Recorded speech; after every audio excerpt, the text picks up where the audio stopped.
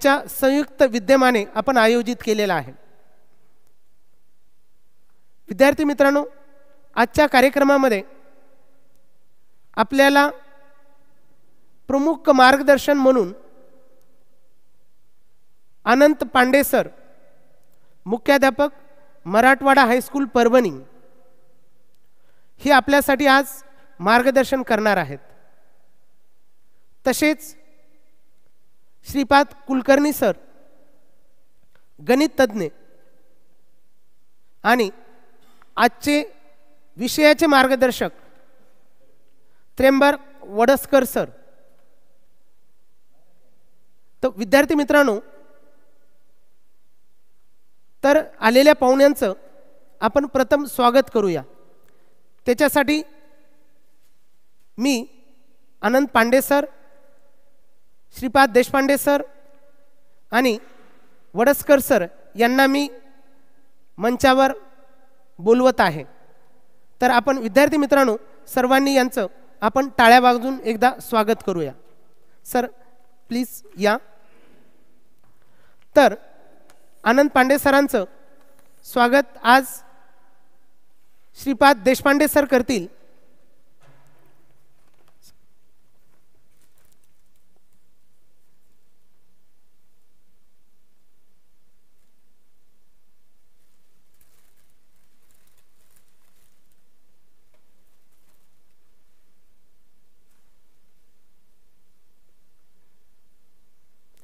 तर विद्यार्थी मित्रांनो,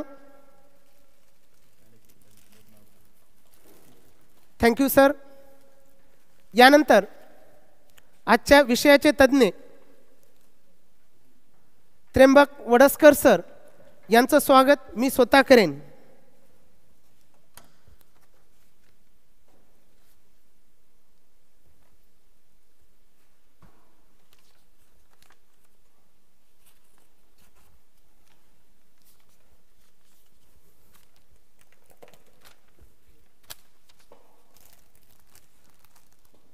थँक्यू सर।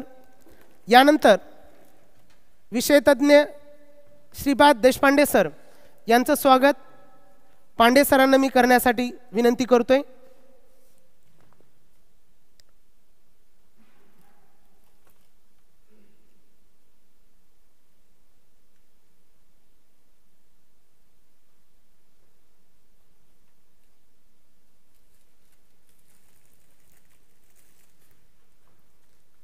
तर विद्यार्थी मित्रांनो, आजच्या कार्यक्रमाचे मार्गदर्शक अनंत पांडे सर तर परभणी जिल्ह्याला नसून पूर्ण महाराष्ट्राला सरांची ओळख आहे। सर गणित विषयामध्ये एक्सपर्ट, इतिहास मध्ये एक्सपर्ट आहेत। तर मी सरांना विनंती करतोय, सर या 10वीच्या मुलांना परीक्षेला जाता जाता या विषयावर मार्गदर्शन करावं।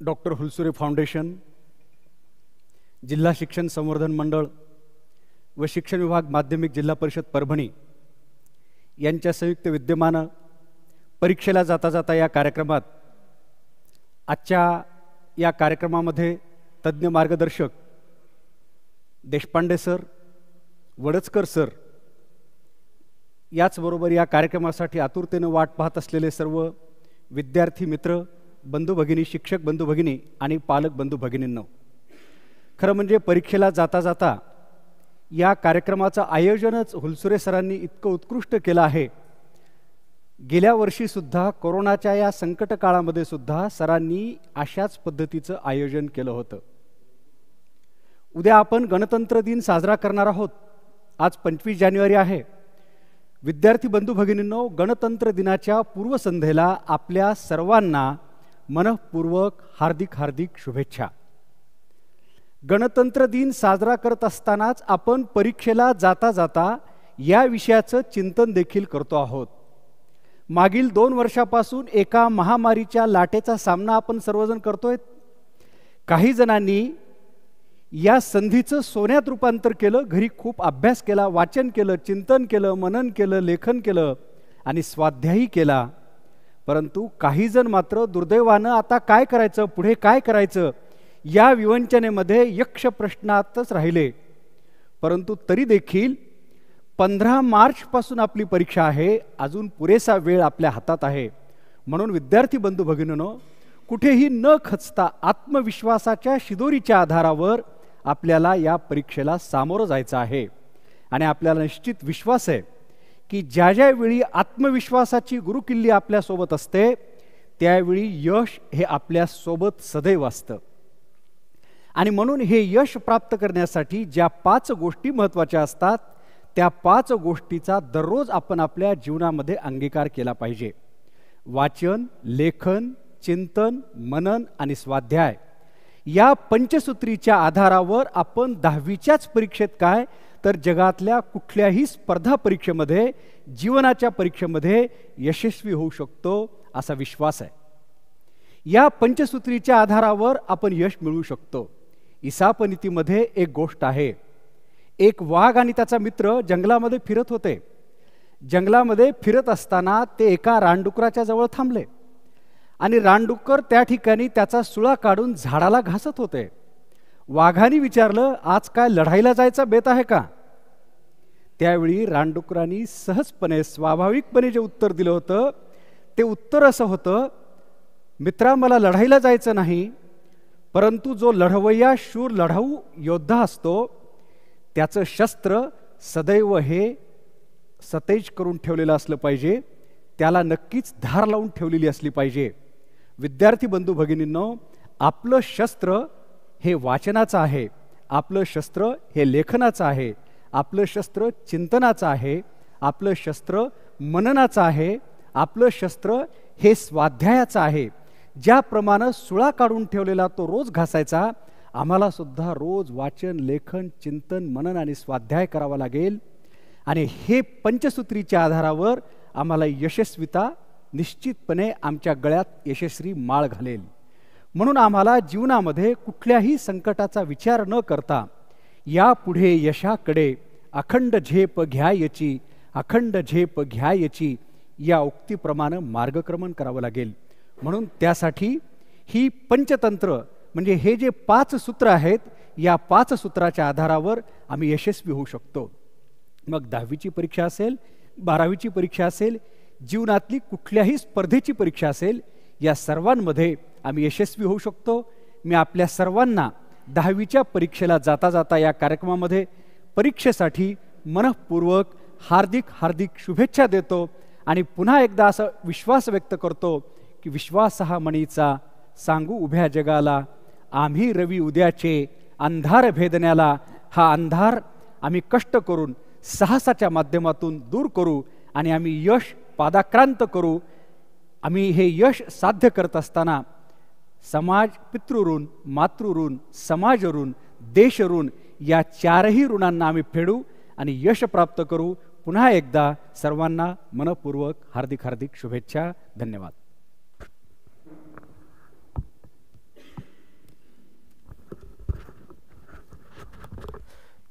Thank you sir.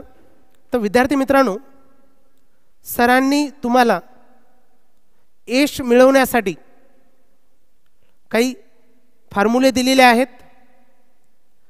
100% त्याचा जर तुम्ही वापर केलात तर जीवनामध्ये तुम्ही प्रत्येक परीक्षा सक्सेस होऊ शकतात. तर आपण सर्व विद्यार्थी मित्रांनी आपण सरांचं एकदा टाळ्या वाजवून स्वागत करूया. तर यानंतर आजचे मार्गदर्शक श्रीपाद देशपांडे सर यांना मी विनंती करतोय, सर आमच्या विद्यार्थ्यांना मार्गदर्शन करावं.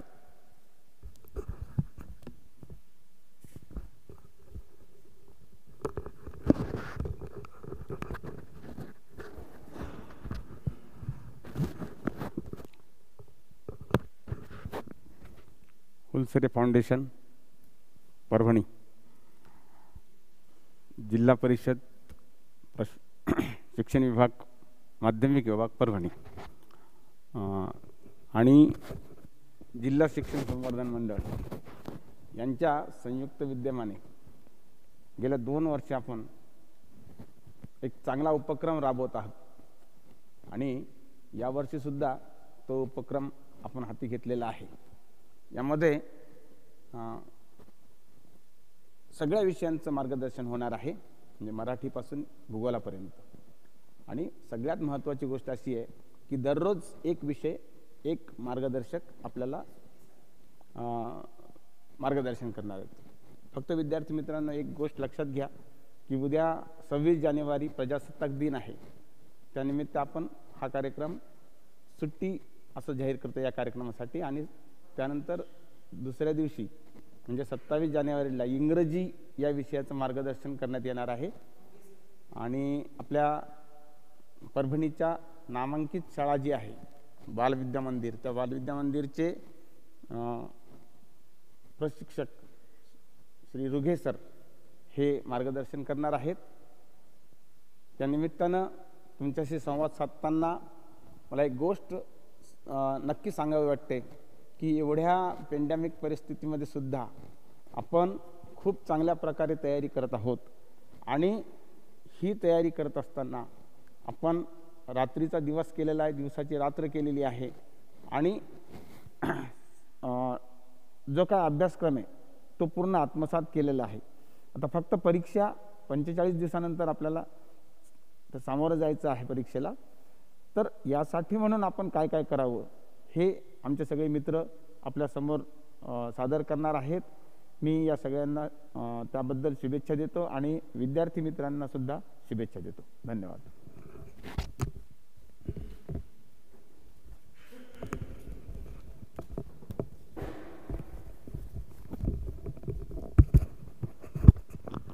Thank you sir. तर श्रीपाद देशपांडे सरांनी तुम्हाला परीक्षेसाठी गाईडलाईन केलेली आहे। यानंतर आजच्या विषयाचे तज्ज्ञ त्र्यंबक वडसकर सर, मी यांना विनंती करतोय सर मराठी व्याकरण याविषयी मुलांना मार्गदर्शन करावं।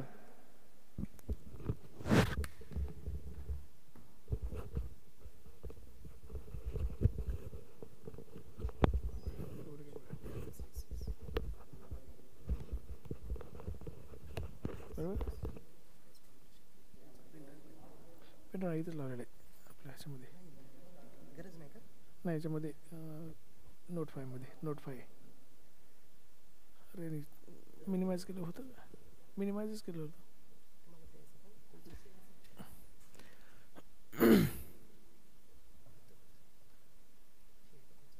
हो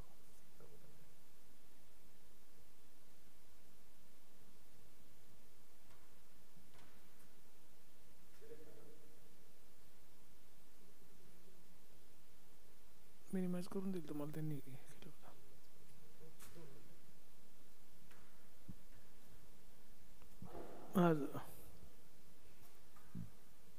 पण हे इकडून नाही, ते त्यांना बोलावं लागतं एकदा काय करायचं।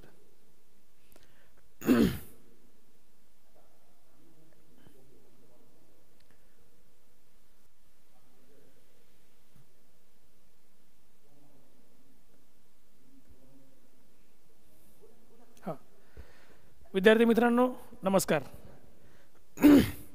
हुलसुरे फाउंडेशन, जिल्हा शिक्षण संवर्धन मंडळ आणि माध्यमिक शिक्षण विभाग, जिल्हा परिषद परभणी यांच्या वतीनं आयोजित या परीक्षेला जाता कार्यक्रमामध्ये आजचा मराठी विषयाचा दुसरा भाग म्हणजे व्याकरण आणि उपयोजित लेखन। या व्याकरण आणि उपयोजित लेखन या भागामध्ये आज आपण या घटकनिहाय गुणविभागणी पाहत असताना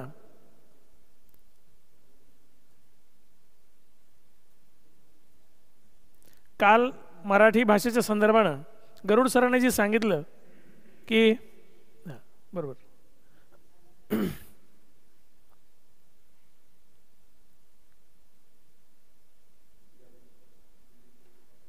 okay right yes thank you.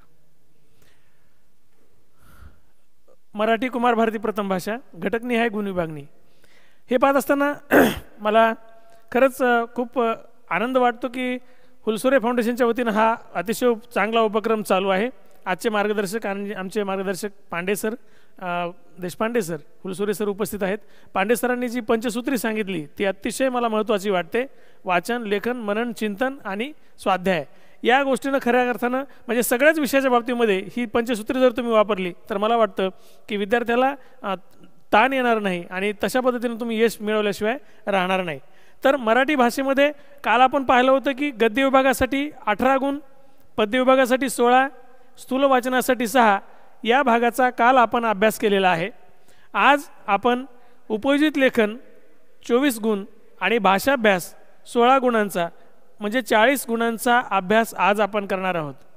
Marathi भाषेच्या संदर्भानं तुम्हाला माहिती आहे की जे काही बदल झालेत ते तुमच्यापर्यंत तुमच्या शिक्षकांनी पोहोचवलेले आहेत. या ठिकाणी सगळ्या विषयाचे जे मार्गदर्शक आहेत म्हणजे जे पेपर काढतात, जे पेपर तपासतात, त्या सगळे इथं मार्गदर्शक म्हणून तुम्हाला येतात आणि सांगतात. त्यामुळं हे मार्गदर्शन जर तुम्ही ऐकलं तर मला वाटतं निश्चितपणे तुम्हाला या गुणांसाठी फायदा झाल्याशिवाय राहणार नाही.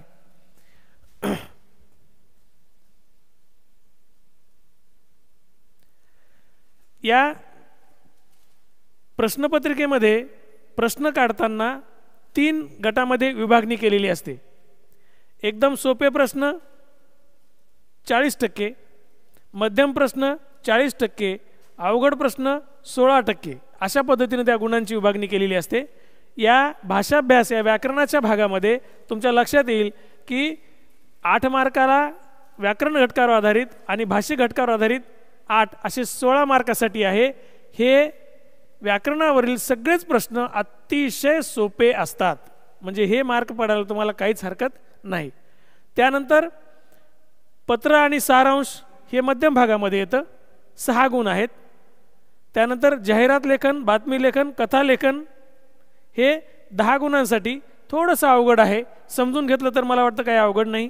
आणि त्यानंतर लेखन कौशल्यामध्ये तेही मध्यम 8 गुणांचं आहे. अशा पद्धतीनं आपल्याला म्हणजे या गुणांचा जर विचार केला तर 40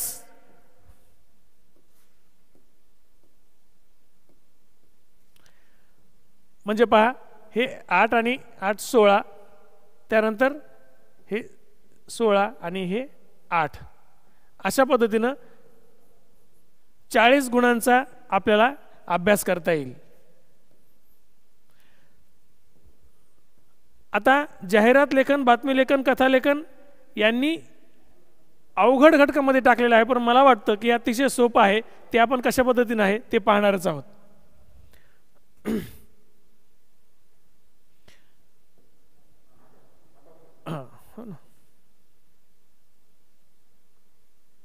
आता भाषाभ्यास व्याकरणाचा भाग बघूया. व्याकरण घटकावर आधारित जो भाग आहे त्यामध्ये तुम्हाला समास विचारला जातो. समास आहे 2 गुणांसाठी.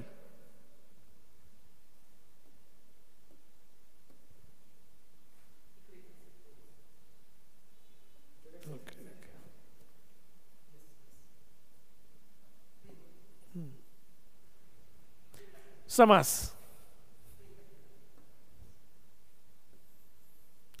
2 गुणांसाठी.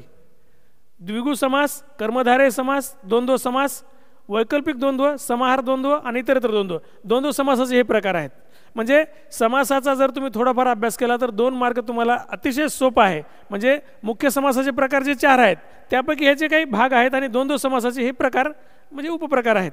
तर हे जर सोडवले तर मला वाटतं अतिशय सोपं समासाचं आहे. आणि दुसरा जो घटक आहे शब्दसिद्धी म्हणजे प्रत्येक घटित शब्द, उपसर्ग घटित शब्द आणि अभ्यस्त या शब्दांचा जर विचार केला तर मला वाटतं हे अतिशय 2 गुण म्हणजे फुकटचे मिळालेले आहेत तुम्हाला.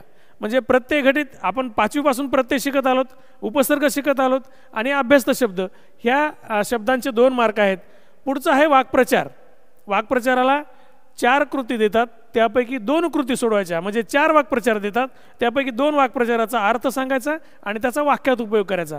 ते सुद्धा सरावानं आणि तुमच्या पाठ्यपुस्तकातलेच वाक्प्रचार येतात, बाहेरचे येत नाहीत. ते तुम्हाला 4 मार्क आहेत.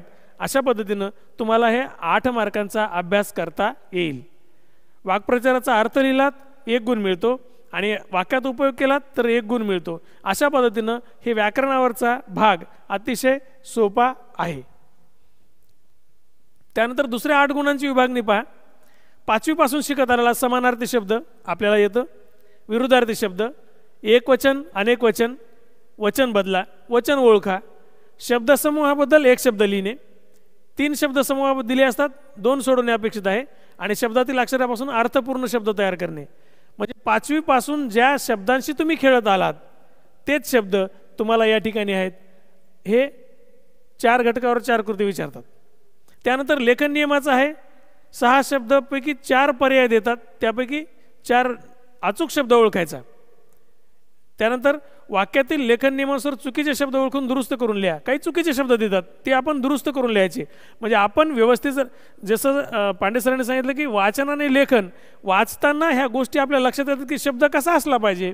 म्हणजे आपण लिहिताना एखादा शब्द कसा लिहितो, लेखन नियमानुसार तो आहे की नाही हे वाचन लेखनातून आपल्याला लवकर लक्षात येतं. त्यामुळं चुकीचा शब्द असेल तर तो बाजूला करायचा आणि जो योग्य शब्द असेल तो लिहायचा. त्यानंतर विरामचिन्ह, आपण लिहिताना वाचताना पाहतो की प्रत्येक ठिकाणी विरामचिन्हांचा वापर असतो. ते 9 विरामचिन्ह, त्या विरामचिन्हांचा वापर कशा पद्धतीने आहे, योग्य विरामचिन्ह वापरा, विरामचिन्ह ओळखा किंवा चुकीची विरामचिन्हे दिलेली असतील ती बदला. अशा पद्धतीच्या कृती तुम्हाला दिलेल्या असतात. त्यानंतर 1 गुणासाठी जो प्रश्न आहे तो हा म्हणजे पारिभाषिक शब्द. तुमच्या कुमार भारतीच्या पुस्तकामध्ये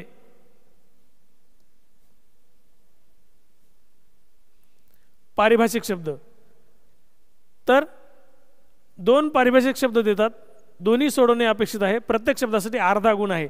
काही शब्द तुम्हाला इंग्रजीचे दिलेले असतात, त्याचा अर्थ लिहायचा. अशा पद्धतीनं पारिभाषिक शब्दाचा 1 गुण तुम्हाला मिळतो. अशा पद्धतीनं तुम्हाला व्याकरणाचे हे 16 गुण मिळतात. आता जसं तुम्हाला मी समासाबद्दल सांगितलं होतं की अतिशय सोपा भाग आहे बघा. समासाचं नाव, सामासिक शब्द अशा पद्धतीनं तुम्हाला परीक्षेमध्ये विचारतात. म्हणजे द्विदल हा द्विगु समास आहे, नीलकमल हा कर्मधारय समास आहे. तुम्हाला हे मार्क मिळतात. त्यानंतर प्रत्यय घटित शब्द, प्रत्यय घटित आणि उपसर्ग घटित यामध्ये लक्षात घ्या तुम्ही. खोदाई प्रत्यय घटित शब्द आहे, नागरिक प्रत्यय घटित, उपसर्ग यथामती आणि बिनचूक हे उपसर्ग घटित शब्द आहेत. आणि वाक्प्रचाराचं कदाचित तुम्हाला असंही विचारतात की वाक्प्रचार सांगा आणि त्याचा अर्थ. डोळे विस्फारून पाहणे, आश्चर्य वाटणे, तुळशीपत्र ठेवणे, त्याग करणे वगैरे अशा पद्धतीनं तुम्हाला वाक्प्रचाराचा अर्थ लिहून त्याचा वाक्यात उपयोग करता येईल. मुद्दाम होऊन हे तुम्हाला उदाहरण सांगितलं. त्यानंतर शब्दसंपत्तीबद्दल आपलं चाललं होतं की ते शब्द संपत्ती समूहाबद्दल 1 शब्द लिहा. अजातशत्रू, मासिक, अनाकलनीय प्रत्येक शब्दाला 1 गुण आहे.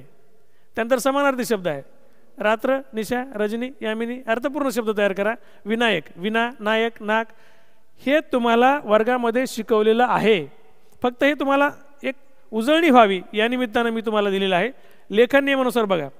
आता कोणतेही 4 शब्द सोडवायचे. हार्दिक, अभिव्यक्ती, वक्तृत्व, अभिनंदन, अंधकार, कवयित्री हे म्हणजे अचूक शब्द आहेत. हे आपल्या लक्षात आलं पाहिजे. बऱ्याच वेळेला आपण लिहिताना शब्दाचं रस्वदीर्घ माहीत नसतं, ते चुकतं किंवा रफाराही आपल्या बऱ्याच वेळा चुकतो. तशा पद्धतीने आपल्याला पाहता येईल. यानंतर आहे विरामचिन्हे. विरामचिन्हाचा एकेरी अवतरण चिन्ह, कॉमा, दुहेरी अवतरण चिन्ह, प्रश्नार्थक चिन्ह.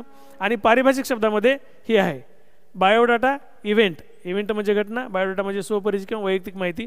अशा पद्धतीनं जर लिहिलं तर मला वाटतं व्याकरणाचे हे 16 मार्क अतिशय सोप्या घटकामध्ये तुम्हाला 16 मार्क मिळवता येतात. म्हणजे व्याकरणाच्या भागामध्ये एक अवघड गोष्ट अशी वाटत होती तर ती म्हणजे अलंकार आणि वृत्त, जी मुलांना खूप अवघड वाटायची. ही दोन्हीही भाग परीक्षेला येणार नाहीत. मागच्या वर्षीपासून हे भाग वगळलेले आहेत. त्यामुळं अलंकार आणि वृत्त खरं तर सोपे आहेत समजून घेतले तर, पण बऱ्याच मुलांना ते अवघड वाटायचं. म्हणून हा भाग शासनाने म्हणजे आपल्या बोर्डाने काढून टाकलेला आहे. अतिशय सोपा 16 गुणांचा हा व्याकरणाचा भाग आपल्यासाठी आहे. मला वाटतं या गोष्टी नुसत्या डोळ्यासमोरून जरी तुम्ही डोळ्यासमोरून जरी घातल्या तरी मला वाटतं 16 पैकी 16 मार्क पडायला अजिबात हरकत नाही. इथे मार्क कुठेही कटण्याची अजिबात शक्यता नाही.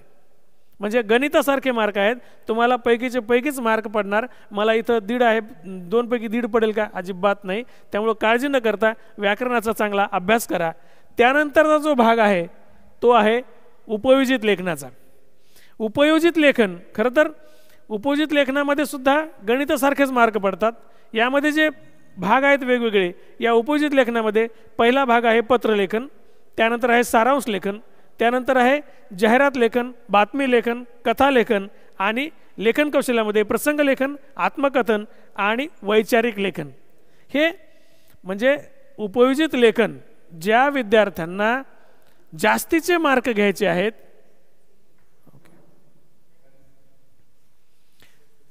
ज्या विद्यार्थ्यांना जास्तीचे मार्क घ्यायचे आहेत त्यांनी हे सोडवण्याची आवश्यकता आहे. लक्षात येईल तुमच्या. सारांश लेखन हे आपण नंतर पाहणार आहोत, पुढे बघूया. पत्रलेखन, या प्रश्न 5वा अ यामध्ये प्रश्न विचारला जातो तो म्हणजे पत्रलेखनाचा. तर ह्या पत्रलेखन यामध्ये पत्रलेखनाचे प्रकार 2, औपचारिक आणि अनौपचारिक. अनौपचारिक म्हणजे कौटुंबिक आणि औपचारिक म्हणजे मागणी आणि विनंती पत्र म्हणजे कार्यालयीन किंवा व्यावसायिक पत्र. आपल्या भाषेत सांगायचं म्हटलं तर आपल्या लक्षात येईल की अनौपचारिक म्हणजे नातेवाईकांना लिहिलेलं पत्र आणि औपचारिक म्हणजे ऑफिशियल पत्र किंवा कार्यालयीन पत्र किंवा व्यावसायिक पत्र. अशा पद्धतीने पत्रलेखनाचे प्रकार आहेत.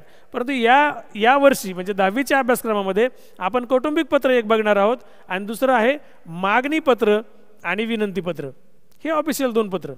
हे पत्र लिहिताना पत्रलेखनामध्ये आपण एक गोष्ट लक्षात घेतली पाहिजे की पत्रलेखन ही जी कला आहे तर ते तंत्रसुद्धा आहे, शास्त्रसुद्धा आहे.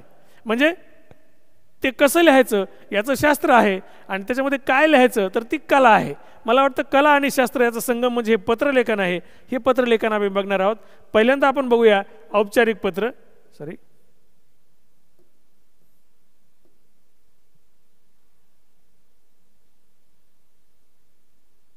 औपचारिक पत्र म्हणजे बघा, औपचारिक पत्र प्रति लिहिल्यानंतर व्यक्तीचा हुद्दा समर्पक लिहिणे, पत्राचा विषय लिहिणे, अचूक शब्दात नेमका आशय मांडणे, पत्रात शेवटी डावीकडे पत्र पाठवण्याचा पत्ता लिहिणे. म्हणजे ह्या ज्या गोष्टी आहेत किंवा अनौपचारिक पत्राचा विषय, पत्राच्या शेवटी डावीकडे पत्र पाठवण्याचा पत्ता लिहिणे, हे जे पत्रलेखन आहे ना, हे पत्रलेखन आपल्याला ई प्रारूपद्वारे म्हणजे जुनं पत्रलेखन जे आपण उजवीकडं पत्ता वगैरे असं लिहित होतो ते न लिहिता फक्त ई प्रारूप पत्र म्हणजे सगळं काय जे लिहायचं तर डाव्या बाजूला लिहायचं ते पत्र आपण लिहायचं आहे. आता बघा, पूर्वीच्या पत्रलेखनामध्ये आपण पत्रलेखन लिहिल्यानंतर खाली एक डब्बा करायचो आणि म्हणजे पोस्टाचं चित्र काढायचो आणि त्यावर पत्ता लिहायचो. इथं पत्राला तसं लिहिण्याची गरज नाही, कारण हे ईमेलसाठी पाकिट नसतं, त्यामुळं पॉकेट काढण्याची गरज नाही. आपण फक्त पत्र लिहिण्याचं काम करायचं. ते पत्र लिहिताना पत्रलेखनाचा प्रश्न असा असतो बघा, ही जाहिरात दिली आणि त्यांनी लिहिलंय की साहित्य संपदाच्या दिवाळी अंकात तुमच्या लहान भावाची कविता प्रकाशित झाल्याबद्दल त्याचे अभिनंदन करणारे पत्र लिहा, किंवा वाचक या नात्याने साहित्य संपदा या दिवाळी अंक वाचनीय झाल्याबद्दल संबंधी व्यक्तीचे अभिनंदन करणारे पत्र लिहा. हे जे पत्र आहे ना, म्हणजे हे किंवा हे पत्र लिहायचे, त्यामुळे पत्रामध्ये हे फार सोपं असतं, म्हणजे किंवा असतो, हे किंवा हे लिहिता येईल. पत्र लेखन करताना सगळ्यात महत्त्वाची गोष्ट मला असं वाटतं की पत्र लिहिताना विद्यार्थ्यांनी एक गोष्ट अतिशय काळजीपूर्वक लक्षात घेतली पाहिजे की पत्राचे जे प्रश्न आहेत हे 2 प्रश्न आहेत. या प्रश्नाला आपण 3 प्रश्न विचारायचे. या प्रश्नाला आपण विचारायचं की कोण, कोणाला,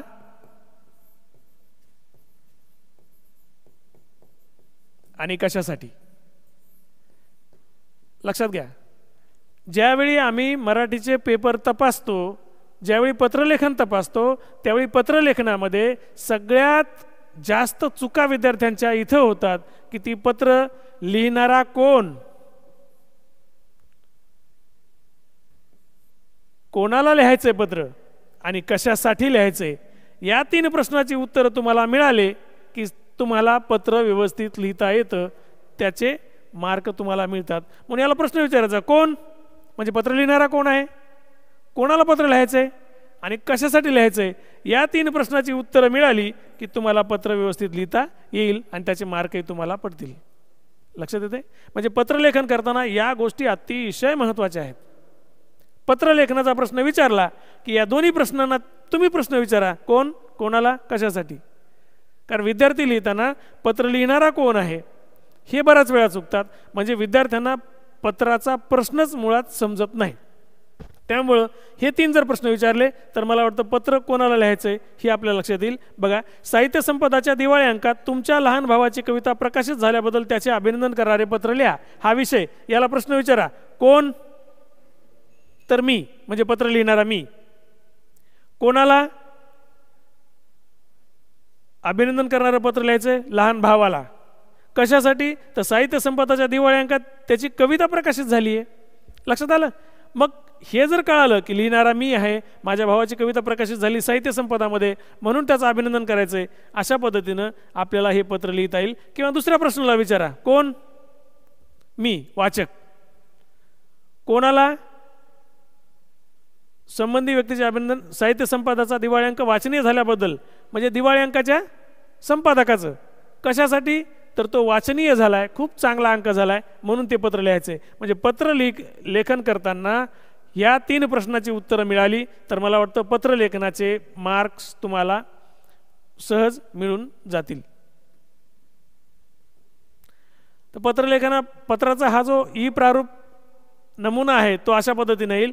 पूर्वीच्या काळी असं होतं की पूर्वीचं आपण जे पत्रलेखन करायचो या बाजूला दिनांक वगैरे, आता तसं काहीही करण्याची गरज नाही. आता वर दिनांक, त्यानंतर कार्यालयीन पत्र असेल, व्यावसायिक पत्र असेल तर प्रति, जे कोणी असेल ते माननीय, प्रति करून स्वल्पविराम माननीय त्यांचं दिल्यानंतर तो विषय असेल, त्यानंतर महोदय, त्यानंतर खाली मुख्य मजकूर इथं असेल आणि आपली जो आहे आणि त्यानंतर हा इथं पत्र पाठवणाऱ्याचा खालचा पत्ता. ह्या सगळ्या गोष्टी आहेत. पत्रलेखनामध्ये मार्क जास्त पडण्याची शक्यता यासाठी असते की आपण ह्या प्रत्येक भागाला म्हणजे आपल्याला दिनांक प्रति म्हणजे हा महिना आणि विषय हे लिहिलं की 2 मार्क मिळाले. म्हणजे मार्क कसे पडतात बघा. मुख्य मजकूर लिहिला 3 मार्क मिळाले आणि खालचा पत्र पाठवणाऱ्याचा पत्ता लिहिला 1 मार्क मिळाला. अशा पद्धतीनं आपल्याला 6 मार्कांची विभागणी आपल्याला करता येईल आणि हे 6 मार्क आपल्याला अलगदपणे आपल्या खिशात टाकता येतील. म्हणजे बघा विद्यार्थी मित्रांनो, 6 मार्क हे आपल्याला पडणार म्हणजे पडणार. पूर्वीचं व्याकरणाचं 16 पडले, हे 6. म्हणजे पत्रलेखनामध्ये कुठेच मार्क कटण्याची शक्यता नाही. त्यामुळे पत्रलेखन करताना या गोष्टी अतिशय महत्त्वाच्या असतात असं मला वाटतं. म्हणून पत्रलेखनामध्ये आपण ही काळजी घ्यायला पाहिजे की आपण कोण, कोणाला, कशासाठी हे प्रश्न विचारून आपण ते पत्र लिहू शकतो. पत्र असं दिसलं पाहिजे, लक्षात घ्या.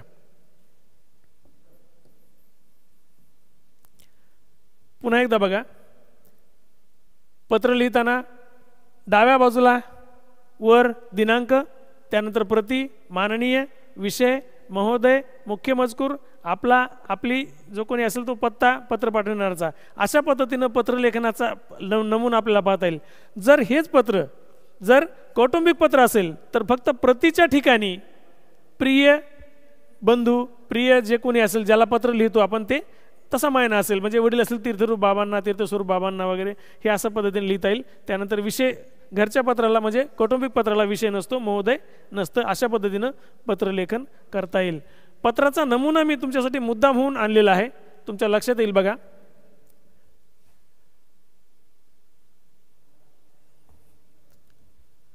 इथं बघा, हा कौटुंबिक पत्रे, वर दिनांक, प्रिय मित्र, सप्रेम नमस्कार, त्यानंतर मजकूर. एक लक्षात घ्या, पत्र लेखन करताना पूर्वीच्या काळी आपण समास सोडायचो, आता समास सोडण्याची गरज नाही, कारण हे ई प्रारूप पत्र आहे. इथं कुठेही तुम्हाला समास दिसणार नाही, लक्षात घ्या. इथं कुठेही समास सोडलेला नाही, पहिल्या रेषेपासून सुरुवात केलेली आहे. अशा पद्धतीने तुम्हाला पत्र लिहिता येईल. त्यानंतर खाली तुझा मित्र क ख ग आणि खाली पत्ता दिलेला आहे बघा. म्हणजे जर त्या पत्राच्या प्रश्नामध्ये पत्र लिहिणाऱ्याचं नाव दिलं असेल तर ते नाव तेच लिहा जे त्यांनी दिले. ते पत्र कुणाला लिहायचंय त्याचं नाव दिले तेच नाव लिहा. जर त्यांनी नाव दिलेलं नसेल तर असे शब्द वापरा. क ख ग वापरा, अ ब क वापरा. म्हणजे तुम्हाला जे वापरा वाटतील ते तुम्ही वापरू शकता.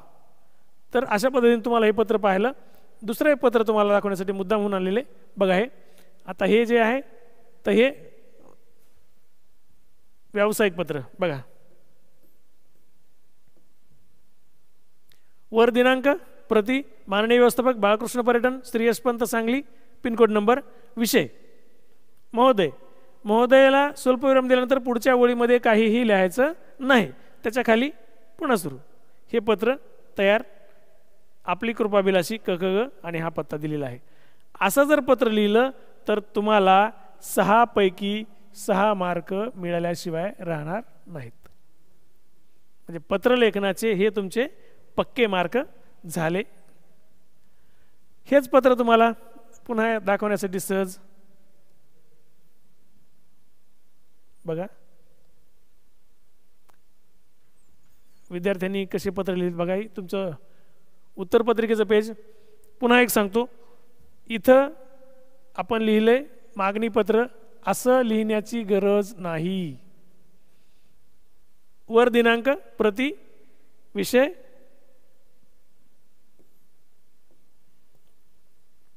आपला नंबर, विद्यार्थी प्रतिनिधी आणि त्याचा पत्ता.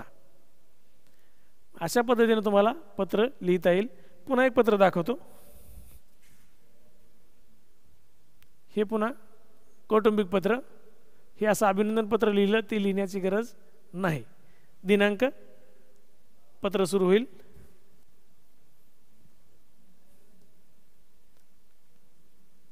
खाली म्हणजे हे जे पत्र आता एक लक्षात घ्या. हे पत्र तुम्हाला दिसतंय.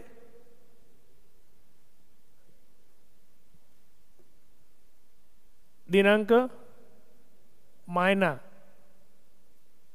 इथपर्यंत 2 मार्क. तुमचा हा मुख्य मजकूर इथपर्यंत 3 मार्क आणि हे 1 मार्क. अशा पद्धतीनं 6 मार्काची विभागणी तुम्हाला पाहता येईल. म्हणजे हे 6 पैकी 6 मार्क आपल्याला पडायलाच हवेत. पत्रलेखन करताना मला वाटतं या गोष्टी आपण लक्षात घेतल्या पाहिजेत. पुन्हा एकदा सांगतो पत्रलेखनाचं पाहताना की पत्रलेखन करताना पुन्हा एकदा सांगतो की पुन्हा 3 प्रश्न विचारा पत्रलेखनाच्या प्रश्नाला की कोण, कोणाला आणि कशासाठी. पत्र लिहिणारा कोण आहे, कोणाला पत्र लिहायचे आणि कशासाठी लिहायचे. मुळात ह्या ज्या चुका होतात लिहिणाऱ्या चांगल्या मुलांच्या तर त्या चुका आपल्या होणार नाहीत आणि पत्राचे पैकीचे पैकी मार्क आपल्याला पडणार. दुसरा जो प्रश्न आहे हा आहे सारांश लेखन. सारांश लेखन तुम्हाला काल सांगितलं सरांनी की प्रश्न कृती 1E अपठित गद्यासाठी जो उतारा दिलेला असतो त्या उतार्याचं सारांश लेखन करायचं असतं. म्हणजे सारांश हा सारांश लेखन करताना आपल्याला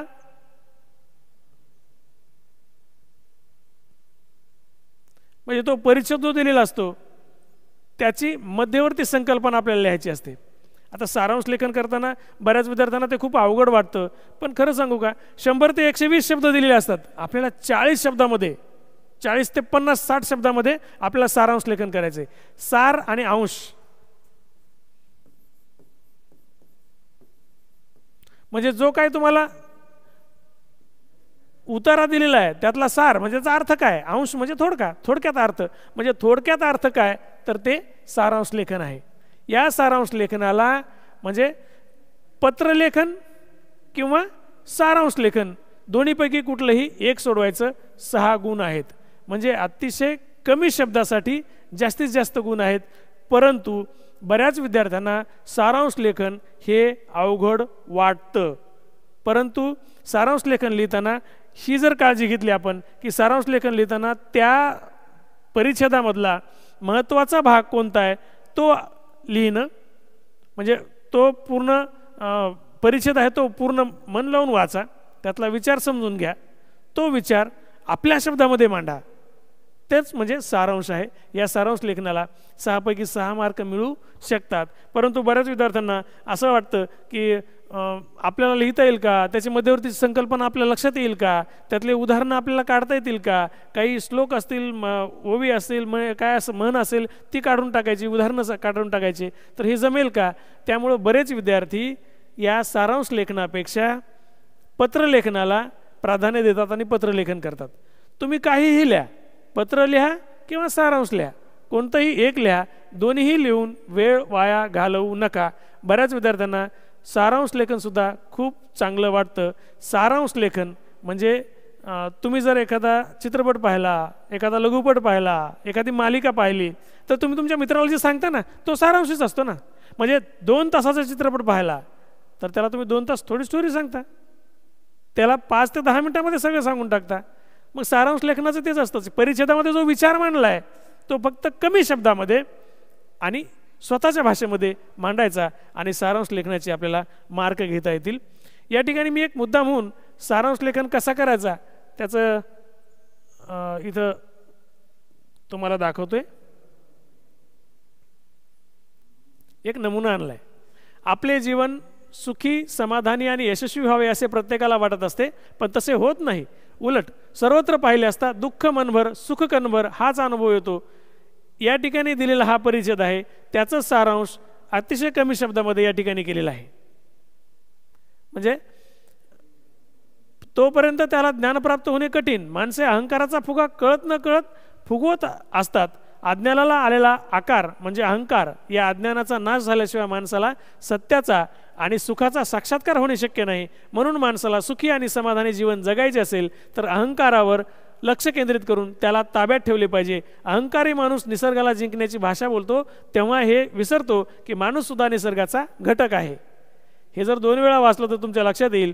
तर त्यातला सारांश असा आहे की प्रत्येक माणसाला दैनंदिन व्यवहारात सुख समाधानाऐवजी प्रचंड दुःखाचा अनुभव येतो.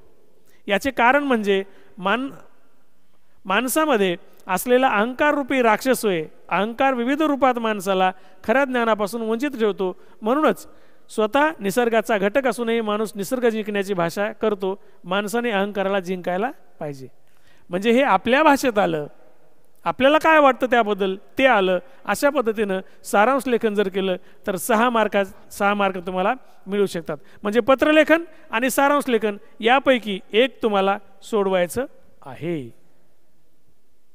आता या उपयोजित लेखनातला दुसरा भाग म्हणजे प्रश्न 5वा अ मध्ये 1 पत्रलेखन 2 सारांश लेखन, दोन्हीपैकी एक सोडवायचं. दुसरं आहे जाहिरात, कथा आणि बातमी, त्यापैकी जाहिरात लेखन. जाहिरात लेखनाबद्दल भरपूर सांगितलेलं आहे. जाहिरात आपण बघतो की सकाळी उठल्यापासून ते रात्री झोपेपर्यंत जे काय वापरतो तर ते काय वापरतो याचा जर आपण यादी तयार केली किंवा याचा जर विचार करायला गेलो तर ते प्रत्येक गोष्ट जाहिरातीतून, म्हणजे ब्रश कुठला वापरतो, पेस्ट कुठला वापरतो, म्हणजे हे सगळं जाहिरातीतून आलेलं असतं. जाहिरात सध्या हे जाहिरातीचं युग आहे आणि त्यामुळं आपल्याला जाहिरात लिहिता आली पाहिजे. म्हणूनच याला उपयोजित लेखन असं म्हणतात. उपयोजित लेखनामधला हा भाग केवळ 10वीच्या परीक्षेपुरता तुम्हाला मर्यादित नाही, तर हा भाग तुम्हाला आयुष्यभरासाठी अतिशय महत्त्वाचा भाग आहे. त्यामुळे तो आपल्याला जमलाच पाहिजे. म्हणून या ठिकाणी जाहिरात बघतोय. जाहिरात तुम्ही पाहिली असेल तर तुमच्या लक्षात येईल की जाहिरात अतिशय कमी वेळात असते. म्हणजे दूरदर्शनची जाहिरात पाहिली तर अतिशय 15 ते 20 सेकंदामध्ये सगळा विचार ते सांगतात, सगळा विचार मांडतात 15 ते 20 सेकंदामध्ये. वर्तमानपत्रात जाहिरात पाहिली तर जाहिरातीचे दर पर कॉलम पर सेंटीमीटर असे असतात, म्हणजे खूप दर असतात. तर त्यासाठी मग त्यांना ठराविक, म्हणजे लक्षात घ्या की जाहिरात करताना कमीत कमी शब्दामध्ये जास्तीत जास्त आशय गेला पाहिजे. मग यासाठी छोटे छोटे जिंगल किंवा कवितेच्या ओळी किंवा असे चमचमीत वाक्य हे जर लिहिले तर मला वाटतं जाहिरात जास्त आकर्षक होते. आपल्या परभणीमध्येच एक जाहिरात लागली होती, ते तुम्ही पाहिले असेल तर तुमच्या लक्षात येईल ती की जाहिरातीमध्ये हो नाही, हे मी हे वाचू दाखवत नाही. तर या जाहिरातीमध्ये काय की अशा पद्धतीनं जाहिरात तुम्हाला लिहिता, जाहिरात लिहिताना ते जिंगल्स वगैरे कसे वापरायचे, तर त्या आपल्या परभणीतले जे बळीराम संतोबा वट्टमवार या दुकानाची एक जाहिरात होती आणि त्या जाहिरातीमध्ये फार सुंदर वाक्य होतं, वर लिहिलेलं होतं की बोर्ड तयार केलं होतं, लिहिलं होतं की वस्त्रालंकाराचा नवा अवतार बळीराम संतोबा वट्टमवार. वस्त्रालंकाराचा नवा अवतार म्हणजे अशा पद्धतीनं जाहिरात तयार करताना म्हणजे आकर्षक शब्द वापरता आले पाहिजे. त्यानंतर त्यामध्ये सगळ्यात महत्त्वाची गोष्ट की ग्राहकाला काय पाहिजे हे कळवता आलं पाहिजे. स्थळाचा पत्ता, संपर्क, मोबाईल नंबर या सगळ्या गोष्टी जाहिरातीमध्ये आल्या पाहिजेत. जाहिरात लेखन करताना सगळ्यात महत्त्वाची गोष्ट की जाहिरात ही आकर्षक झाली पाहिजे. मग चित्र काढावे लागतात का? गरज नाही. चित्र काढता आले तर अवश्य काढा, नाही काढता आले तर अजिबात काढण्याची आवश्यकता नाही. फक्त जाहिरात मात्र आकर्षक असायला हवी. जाहिरात इथं नमुना दिलेला आपण की नागराज पर्वते यांच्या गिर्यारोहक संस्थेतर्फे गिर्यारोहणाची संधी, अशा पद्धतीनं जाहिरात तुम्हाला पाहता येईल. लक्षात घ्या, आकर्षक झाली पाहिजे जाहिरात. जाहिरातीमधले शब्द आणि जाहिरातीमध्ये आपल्याला काय, आपलं प्रॉडक्ट काय विकायचं आहे म्हणजे कशाची जाहिरात करायची तर ते आपल्याला व्यवस्थितपणे मांडता आलं पाहिजे. दुसरी जी एक जाहिरात मी इथं दाखवते, हे एका विद्यार्थ्यानं केलेली.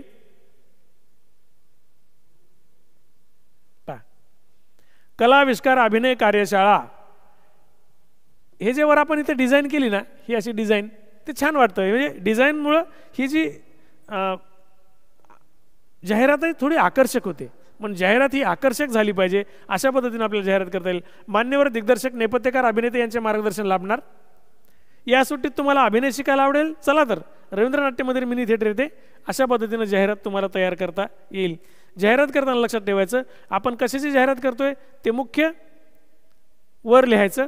त्यानंतर मग आपण सबटायटल वगैरे खाली लिहून खाली स्थळ वगैरे हे आलं पाहिजे. स्थळ येणं आवश्यक आहे, संपर्क येणं आवश्यक आहे, आपण काय करतोय त्याचं वेळ, ठिकाण, दिनांक या सगळ्या गोष्टी असणं आवश्यक आहे. अशा पद्धतीनं आपल्याला जाहिरात व्यवस्थित लिहिता येईल. ही जाहिरात लिहिताना बऱ्याच वेळेला आम्ही असं करतो की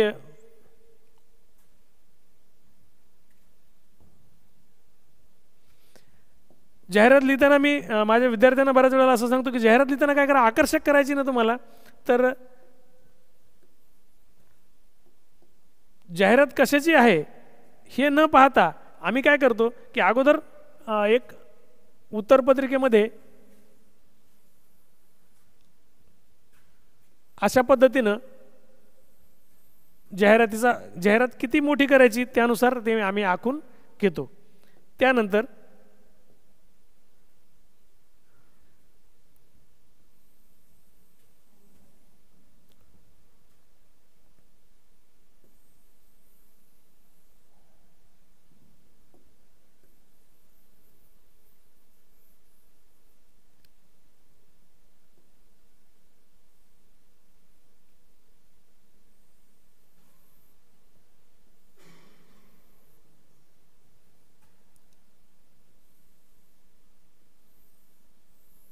म्हणजे जाहिरात लिहिताना आम्ही अगोदर आराखडा तयार करतो आणि त्यानंतर त्याच्यामध्ये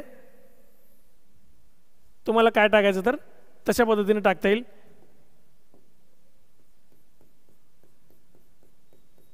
कशाची जाहिरात असेल म्हणजे जाहिरातीची ही हेडिंग असेल, इथं काय असेल ते, इथं महत्त्वाचे मुद्दे जे काय आहेत ते अशा पद्धतीनं म्हणजे जाहिरातीचा एक आकर्षक भाग म्हणजे ही जाहिरात लेखी स्वरूपाची आहे त्यामुळे ही दिसायला सुद्धा आकर्षक असली पाहिजे.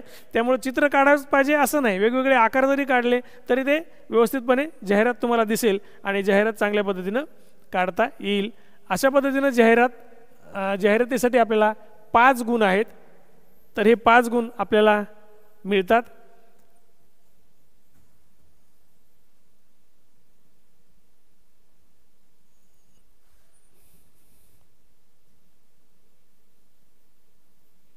तर अशा पद्धतीनं यांनी जशा पद्धतीनं केलं बघा, हे की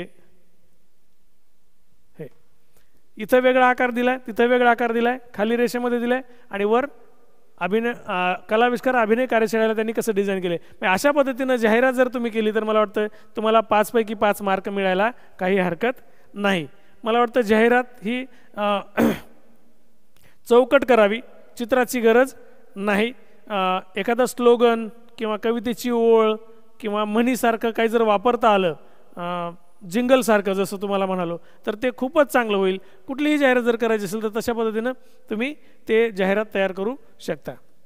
त्यानंतरचा जो पुढचा भाग आहे तो आहे कथालेखन.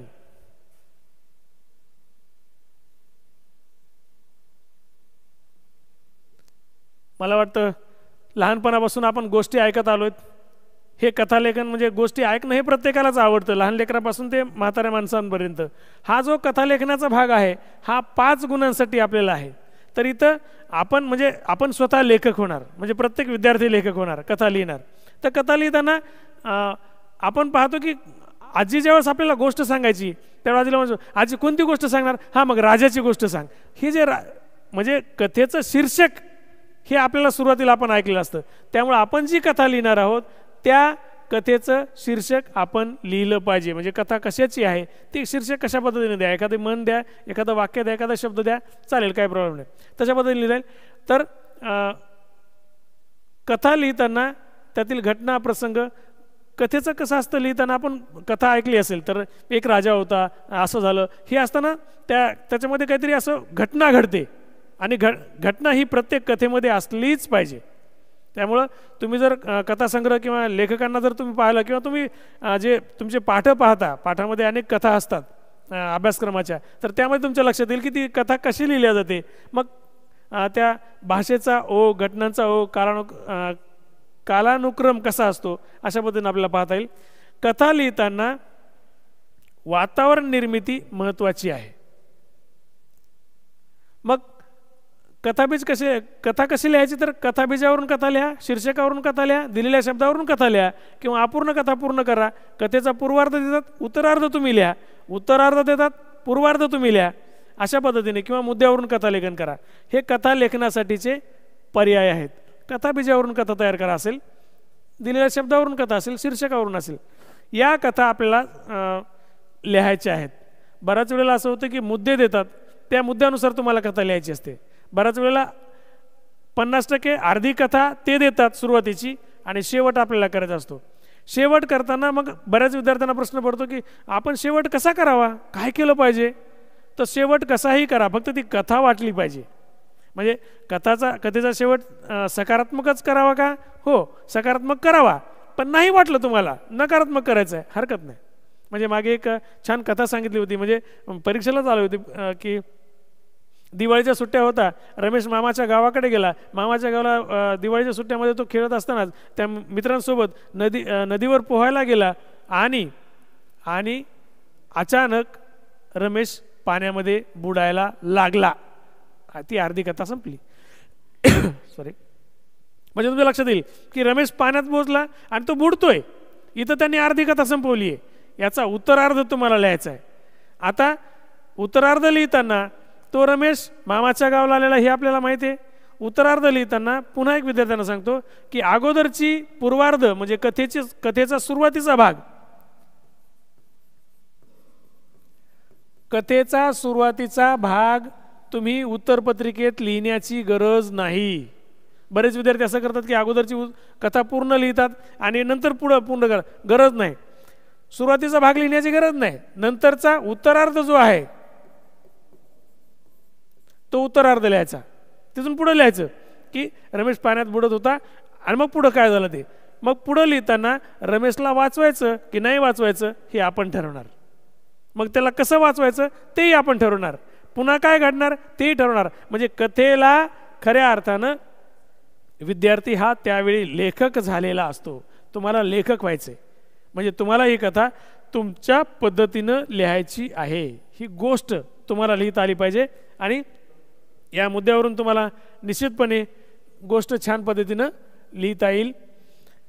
या गोष्टीमध्ये काय घडवायचं किंवा काय नाही हे तुम्हीच ठरवा.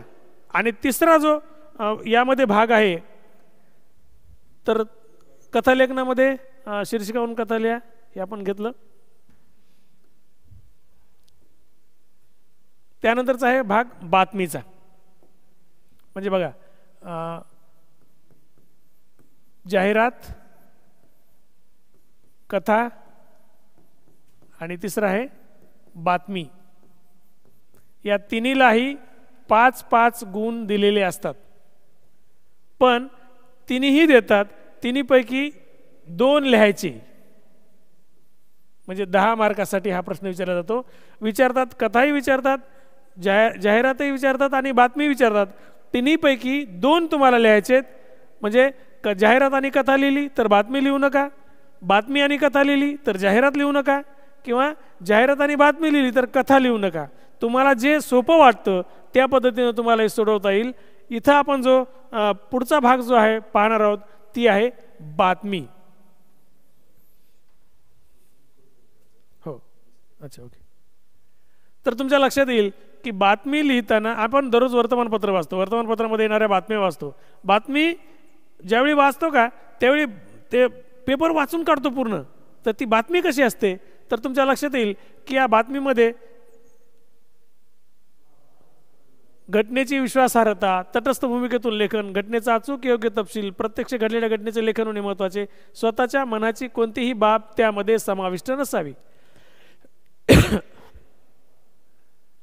म्हणजे तुमच्या लक्षात येईल या बातमीदाराने किंवा बातमी तयार करणाऱ्याने स्वतःची कुठलीच गोष्ट त्या बातमीमध्ये लिहायची नाही. बातमी लिहिताना सगळ्यात महत्त्वाची गोष्ट मला वाटतं तो आहे म्हणजे शीर्षक, बातमीचं शीर्षक, त्याला हेडिंग आपण असं म्हणतो. त्यानंतरचा जो भाग आहे बातमीचा म्हणजे दिनांक, स्थळ आणि कालावधी आपण घेतो त्यामध्ये. म्हणजे बातमी लिहिताना म्हणजे आपल्या भाषेत म्हणायचं तर बातमीचं हेडिंग, त्यानंतर बातमी कुठून आली त्यांचं म्हणजे परभणी वार्ताहर म्हणा किंवा परभणीच्या प्रतिनिधीकडून ते लिहितो किंवा दिनांक लिहितो तो भाग. त्यानंतरचा जो पहिला पॅराग्राफ असतो बातमीमधला त्याला इंट्रो असं म्हणतात. म्हणजे त्या पहिल्या परिच्छेदामध्ये बातमीमध्ये काय आहे, बातमीची उत्सुकता लागली पाहिजे, बातमीमध्ये काय आहे हे पहिल्या पॅराग्राफमध्ये सगळ्या लोकांना कळलं पाहिजे. अशा पद्धतीनं बातमी तयार करता येईल. बातमी लिहिताना कोणाच्या भावना दुखवणार नाहीत याची काळजी घेतली पाहिजे. बातमी लिहिताना स्वतःच्या मनाचं काही टाकायचं नाही. म्हणजे बातमी लिहिताना या गोष्टी काळजी घेणं अतिशय महत्त्वाचं आहे. आपण जी बातमी घेणार आहोत तर आपल्याकडे बातम्या कुठल्या येणार तर बघा, सांस्कृतिक, क्रीडा, राजकीय, शालेय, शिक्षण, सामाजिक, वाङ्मयीन, वैद्यकीय, वैज्ञानिक किंवा दैनंदिन घटना या घटकाचा या घटनांमध्ये बातम्यांमध्ये समावेश असतो. बातम्या लिहिताना समजा शिक्षक दिनाचा कार्यक्रम आहे आणि शिक्षक दिनाचा कार्यक्रम आपल्या शाळेत संपन्न झाला, त्याची बातमी काय असेल लक्षात घ्या. बातमीचं शीर्षक असं तर नसेल ना की नरसिंह माध्यमिक व उच्च माध्यमिक विद्यालयात शिक्षक दिनानिमित्त कार्यक्रमाचे आयोजन, अशी हेडिंग नसणार. लक्षात घ्या. बातमी लिहिताना त्याची हेडिंग कमी शब्दामध्ये असली पाहिजे. नरसिंहमध्ये शिक्षक दिन साजरा कमी शब्दात झाली, किंवा शिक्षक दिनानिमित्त कार्यक्रम संपन्न, म्हणजे जास्त, किंवा एखादा शिक्षक दिनानिमित्त कार्यक्रमाला एखादा प्रमुख पाहुणा आला तर प्रमुख पाहुण्याचं एक वाक्य, तो जे चांगलं वाक्य बोलला ते हेडिंग म्हणून आपल्याला वापरता येईल. त्यानंतर दुसरा जो भाग आहे म्हणजे बातमीचं हेडिंग झालं, बातमीचं हेडिंग झाल्यानंतर खाली जो भाग असतो, बातमी जर दोन ओळीची हेडिंग झाली तर खाली असतं की परभणी प्रतिनिधी यांच्याकडून दिनांक 7, आणि मग पुढं इंटरव्ह्यू की परभणी तालुक्यातील नरसिंह माध्यमिक उच्च माध्यमिक विद्यालय शिक्षक दिनानिमित्त कार्यक्रमाचे आयोजन करण्यात आले होते, इंट्रो, आणि त्यानंतर मुख्य बातमीला सुरुवात होईल. म्हणजे लक्षात घ्या की बातमी लिहिताना म्हणजे हेडिंग महत्त्वाची, त्यानंतर बातमी कोणाकडून, सोर्स म्हणजे बातमी कोणाकडून आली ते आपण लिहायचं, आणि त्यानंतर बातमी लिहायला सुरुवात करायची. बातमी ही पाल्हाळिक नसावी. पाल्हाळिक म्हणजे एखाद्या घटनेचं सविस्तर वर्णन करायचं, म्हणजे अशी बातमी नसते की सांस्कृतिक कार्यक्रम संपन्न, अशी बातमी समजा की परभणी येथे सांस्कृतिक कार्यक्रमानिमित्त कार्यक्रमासाठी हे उपस्थित होते, यानंतर ते स्टेजकडे आले, स्टेजवर ते बसले, त्यानंतर प्रमुख पाहुण्यांनी त्यांचं स्वागत केलं, आणि मग एक जण एकेकाचे नावं, अशी हे जे पाल्हाळपणा आहे ना, लक्षात येतं ना, हे पाल्हाळिक नसावं. बातमीमध्ये कमीत कमी शब्दामध्ये सगळ्या बातमीचा सार, बातमी काय आहे, घटना काय आहे ही त्या लोकांपर्यंत पोहोचवणं हे बातमीचं काम आहे. हेडिंग, इंट्रो आणि मुख्य बातमी ही सगळ्यात महत्त्वाची आहे, ती आपण लिहिली पाहिजे. लिहिताना या गोष्टीची काळजी घेतली पाहिजे. मला वाटतं या बातमीमध्ये आपण एक नमुना आपण बातमीमध्ये बघतोय बघा. मराठी भाषा संवर्धन पंधरवडा उपक्रमास उदंड प्रतिसाद, बातमीची हेडिंग. त्यानंतर आमच्या वार्ताहराकडून ते लिहिलेलं दिनांक 1 जानेवारी ते 12 जानेवारी अशा पद्धतीनं बातमी तुम्हाला करता येईल. बातमी शीर्षकावरून करायची किंवा एखादं फलक दिलेलं असतं त्या फलकावरून बातमी तयार करा किंवा त्यांनी काही मुद्दे दिले असतात यानुसार बातमी तयार करा. अशा पद्धतीनं वार्ताहर म्हणजे आपल्या विद्यार्थ्यांनी बातमी तयार करायची असते. यासाठी आपण वर्तमानपत्र जेव्हा वाचतो, वर्तमानपत्रातली बातमी वाचतो, त्यावेळी आपल्या लक्षात येतं की बातमी आपल्याला कशा पद्धतीनं करता येईल. अशा पद्धतीनं हे बातमी करताना आता या भागाविषयी मी तुम्हाला हे सांगतोय की लक्षात घ्या.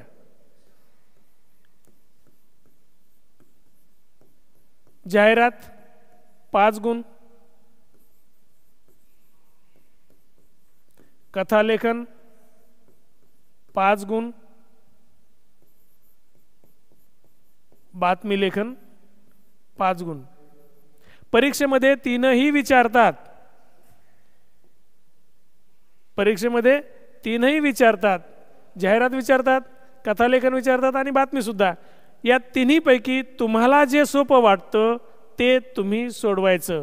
तुम्हाला जर बातमी सोपी वाटत असेल बातमी लिहा, कथा सोपी वाटत असेल कथा लिहा किंवा जाहिरात सोपी वाटत असेल तर जाहिरात लिहा. पण तिन्ही लिहू नका, वेळ वाया घालवू नका. कारण या कृतीपत्रिका जेव्हापासून आली त्यावेळेसपासून मुलांचा प्रश्न असा असतो की सर वेळ पुरत नाही. मला वाटतं अशा पद्धतीनं तुम्हाला ही लिहिता येईल.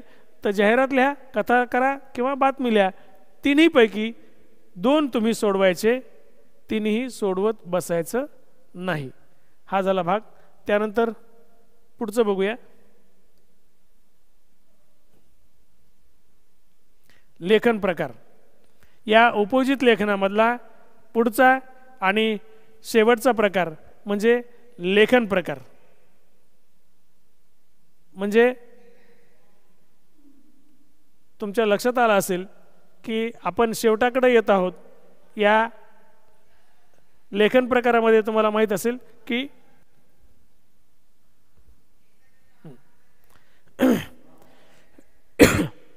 हा 8 मार्कासाठीचा प्रश्न आहे.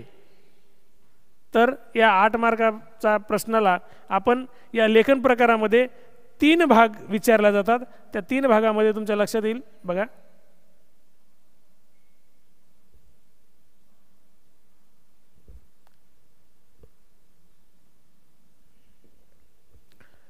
निबंध लेखन म्हणजे आपण पूर्वी फक्त निबंध असायचा उपयोजित लेखनाच्या ऐवजी. त्या निबंध लेखनामध्ये इथं 3 प्रकार आहेत. त्यामध्ये प्रसंग लेखन आहे, त्यानंतर म्हणजे वैचारिक लेखन, आत्मकथन आणि प्रसंग लेखन. बघा हो वर घेऊ का मग करू ना.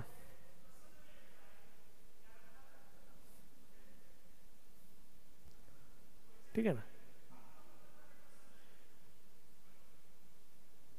ठीक आहे. प्रसंग लेखन म्हणजे प्रसंग लेखन, आत्मकथन किंवा वैचारिक लेखन यापैकी एकाचं उत्तर आपल्याला लिहायचं. 8 मार्कासाठी हा प्रश्न आहे आणि त्यामुळं हे लिहिताना काळजी घेणं आवश्यक आहे. आपण पूर्वीच्या काळी जसा निबंध लिहायचो म्हणजे त्याची प्रस्तावना म्हणजे सुरुवात करायचो, त्यानंतर मुख्य जो मजकूर आहे तो आपण त्यातला लिहायचो, स्पष्टीकरण लिहायचो आणि शेवट करायचो. अशा पद्धतीनं 3 भागामध्ये याची सुद्धा विभागणी करा आणि तशा पद्धतीनं प्रसंग लिहा. प्रसंग लेखन लिहिताना घटनाचा म्हणजे भाषा आपली इतकी प्रभावी असावी की ती घटना किंवा तो प्रसंग आपल्या डोळ्यासमोर चित्रासारखा उभा राहावा. म्हणजे एखाद्या यात्रेचा प्रसंग वर्णन असेल तर ती यात्रा आपल्या डोळ्यासमोर उभी राहावी. ती यात्रा आपल्याला डोळ्यासमोर चित्र दिसावं. अशा पद्धतीने आपल्याला प्रसंग लेखन करता येईल. त्यानंतर भाषा एकदम साधी आणि सोपी असावी. आता एक लक्षात घ्या, जाहिरातीमध्ये सुद्धा, बातमीमध्ये सुद्धा, कथालेखनामध्ये सुद्धा आणि इथं सुद्धा भाषा ही साधी सोपी असावी. जास्त अलंकारिक किंवा क्लिष्ट भाषा म्हणजे असं असं असू नये. वाचताना एकदम साधी सोपी भाषा आपल्याला वापरता येईल आणि आपल्या निबंधामध्ये सुद्धा तशीच भाषा साधी सोपी आपल्याला लिहिता येईल. तशा पद्धतीनं प्रसंगलेखन किंवा अनुभव लेखन आपल्याला करता येईल. आज प्रसंगलेखन लिहिताना अनेक प्रश्न विद्यार्थ्यांना विचारले जातात, तर त्यापैकी आपल्याला काय लिहायचं हे विचार आपण केला पाहिजे की या निबंध लेखनामध्ये प्रस्तावना म्हणजे सुरुवात अतिशय आकर्षक व्हावी. पुढं काय आहे हे विद्यार्थ्यांना म्हणजे वाचणाऱ्याला वाचावं वाटलं पाहिजे, अशा प्रकारे त्याची सुरुवात पाहिजे, प्रस्तावना पाहिजे. त्यानंतर स्पष्टीकरण पूर्णपणे ज्याचं आपल्याला प्रसंग लिहायचा तो प्रसंग पूर्ण उभा करायचा आणि त्याचा समारोप म्हणजे शेवट, समारोपाचा भागही तशाच छान पद्धतीनं एका परिच्छेदामध्ये आपल्याला लिहिता येईल आणि हे 8 मार्कांचा प्रश्न आपल्याला अशा पद्धतीनं सोडवता येईल. त्यामध्ये पुढचा भाग आहे वैचारिक लेखन. वैचारिक लेखन करताना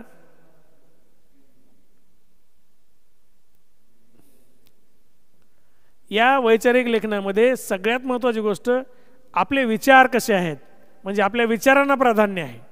जो एखादा विषय मांडायचा आहे तो विषय आपल्या बौद्धिक पातळीवर आपण किती छान पद्धतीने लिहू शकतो, तर ते म्हणजेच वैचारिक लेखन आहे.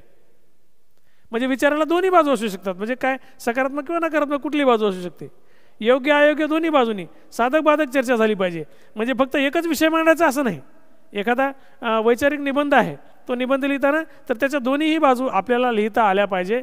हे निबंध लिहिताना आपल्याला थोडासा विचारपूर्वकच हा निबंध लिहायला हवा. 8 मार्क आहेत, हे 8 मार्क आपल्याला सहजासहजी मिळणार नाहीत. यासाठी आपली बौद्धिक क्षमता आपल्याला या ठिकाणी वापरावी लागणार आहे. प्रसंग लेखन लिहिताना मी जसं सांगितलं तुम्हाला की तो प्रसंग मी अनुभवतो आहे असं वाटलं पाहिजे,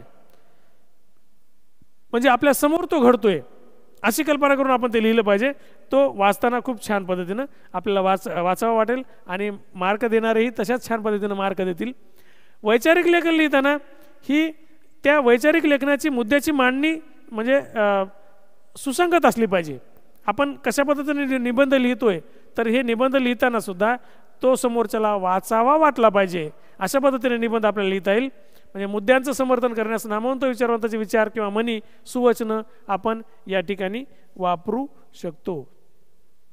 मी विद्यार्थ्यांना हेच सांगतोय की आपण वर्गामध्ये शिकत असताना अनेक वेळा काही म्हणी ऐकतो, काही सुविचार ऐकतो, काही कवितेच्या ओळी ऐकतो.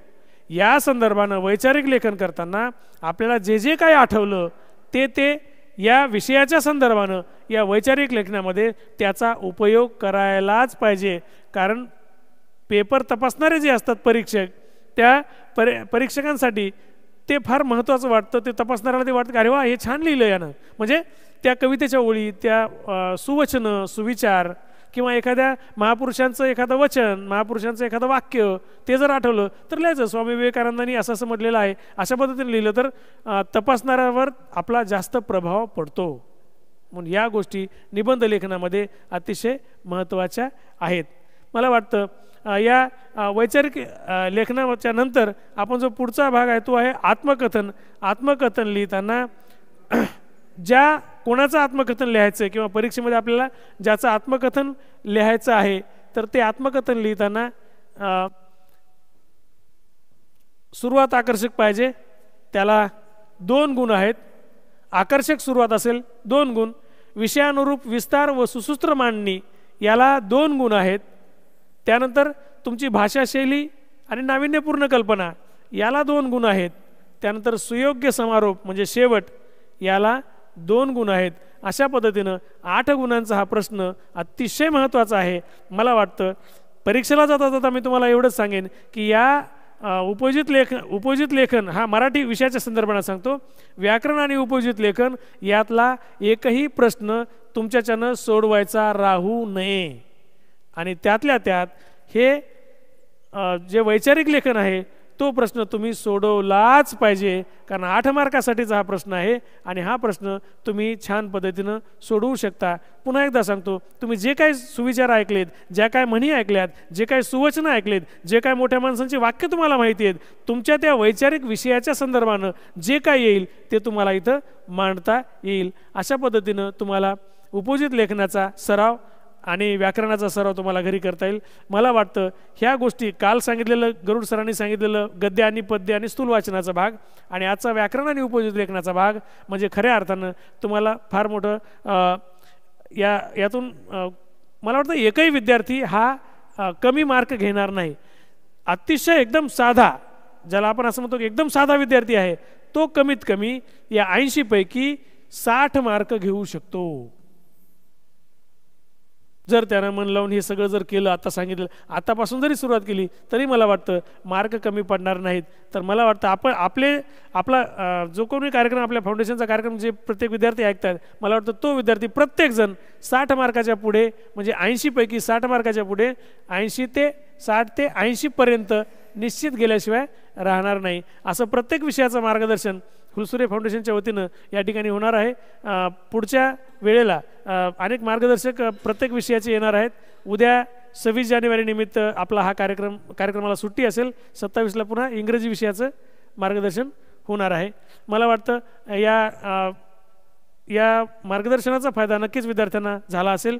मी आपल्या सर्वांना पुन्हा एकदा खूप खूप शुभेच्छा देतो की आपण परीक्षेमध्ये खूप खूप यश मिळवा आणि परीक्षेला जाता जाता पुन्हा एकदा आपला आत्मविश्वास तेवढाच ताजातवाना राहायला पाहिजे आणि तेवढ्याच सामर्थ्यानं आपण पुढे गेलं पाहिजे. धन्यवाद. आपल्या सगळ्यांना खूप खूप शुभेच्छा. Thank you sir. विद्यार्थी मित्रांनो, सरांनी अतिशय मोलाचं मार्गदर्शन केलेलं आहे आणि त्याचा 100% तुम्हाला फायदा परीक्षेमध्ये होईल. मी डॉक्टर हुलसुरे, आजच्या कार्यक्रमामध्ये आलेले प्रमुख मार्गदर्शक आनंद पांडे सर, श्रीपाद कुलकर्णी सर आणि विषय तज्ज्ञ त्र्यंबक वडसकर सर, या सर्वांचा आपण सर्व विद्यार्थी, जिल्हा परिषद शिक्षण विभाग परभणी, संवर्धन मंडळ परभणी यांच्याद्वारे आपण अभिनंदन करूया. विद्यार्थी मित्रांनो, तुम्हाला या कार्यक्रमाची कंटिन्यू लिंक मिळण्यासाठी तुम्ही दिलेल्या यूट्यूब चॅनलला सबस्क्राईब करा. ओके, दिलेल्या यूट्यूब चॅनलला, डॉक्टर हुलसुरे बायोलॉजी क्लासेसच्या यूट्यूब चॅनलला सबस्क्राईब करा, म्हणजे तुम्हाला लिंक व्यवस्थित मिळेल. हुलसुरे बायोलॉजी क्लासेसच्या यूट्यूब चॅनलवर. ओके, म्हणजे तुम्हाला लिंक तेव्हाचं तेव्हा तुम्हाला नोटिफिकेशन येईल. आणि या नंबरवर आपले नाव, शाळेचे नाव आणि तुमचा वर्ग व्हॉट्सअप करा, म्हणजे तुम्हाला मी व्हॉट्सअप ग्रुपमधून लिंक लगेच सेंड करेल. तर हे करायला विसरू नका. तर आपण उद्याच्याला सुट्टी असणार आहे आणि परवा सगळ्यात महत्त्वाचा विषय इंग्रजी विषय, त्याच्यावर शिक्षक तज्ज्ञ प्रदीप रुगे सर, बालविद्या मंदिर परभणी, हे मार्गदर्शन करणार आहेत. विद्यार्थी मित्रांनो, या ठिकाणी आपण थांबूया. थँक्यू. आणि कोणाला जर काही अडचणी असतील तर तुम्ही या नंबरवर तुम्ही पाठवू शकतात, विषयानुसार काही अडचणी असतील तर. Okay, thank you.